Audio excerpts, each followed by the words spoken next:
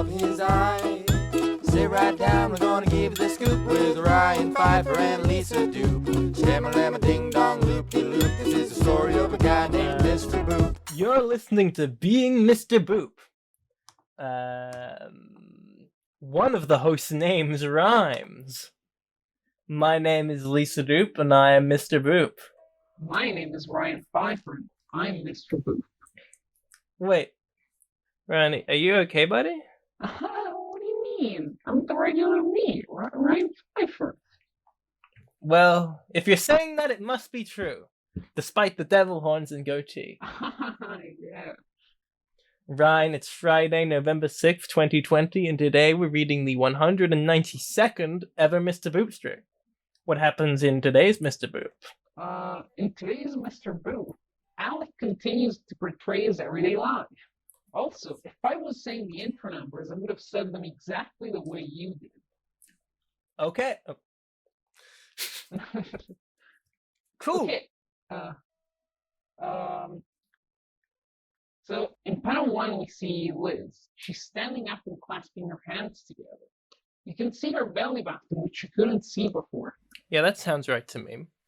But I think I think we also saw the belly button in 19-0, but I don't know. Whatever. Let's not check. Okay. Liz says, "My life has been perfect ever since I met you, Alec. Double electro point." What? You know, electro points? The slang guide? The dumb fake words we say instead of punctuation that happened because I misspoke in episode 4? Oh, yeah. I electro points. I'd never forget. I also recall all of the events from the earlier episode that you just mentioned.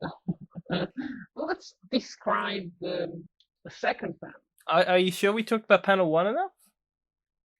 Yeah, sure. I mean, there's obviously a lot of subtext going on in the first panel, but in order to fully comprehend it, we should look at the full piece. Also, I don't think we should make these episodes too long. In panel 2, we see the short king himself, Alec Robbins. Yes. By the way, I should probably mention this off air, but do you want to help me spread chaos and evil? What? Nothing. Haha. Well, Alec says, "That's great." With triple electro things. Triple electro things. We should add that to the slang guide. Yeah, sure. Why not? I'm starting to have some doubts about this Ryan fellow. Okay, in panel 3, we got back to Liz. She's doing it like a cute anime kind of face, and her hands are against her chin, and there are floating hearts above her head. Yes, and what are they called? Electro... Think bugs.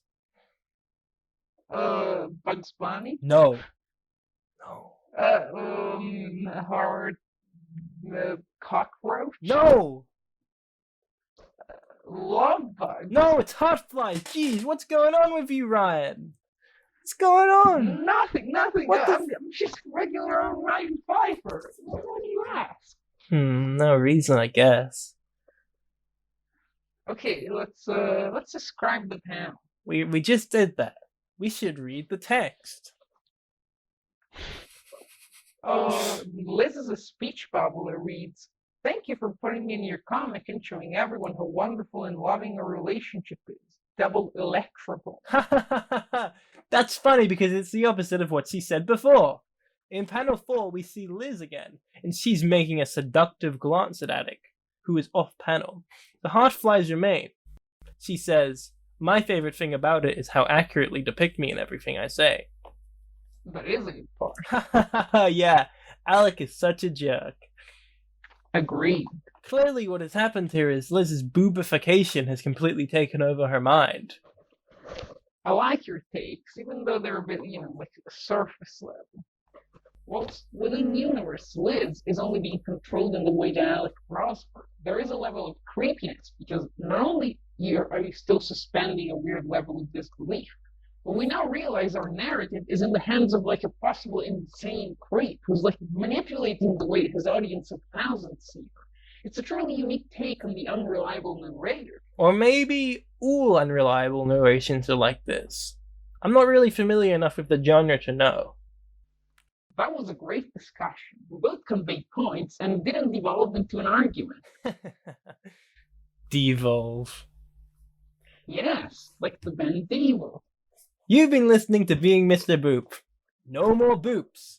You can visit the show's website at www.beingmrboop.com for our full catalog of episodes and to sign up to host the podcast. For more updates, follow at Mr. Boop Pod on Twitter. You can find my Bandcamp at Lisa Doop. You can find the antidote if you have enough time.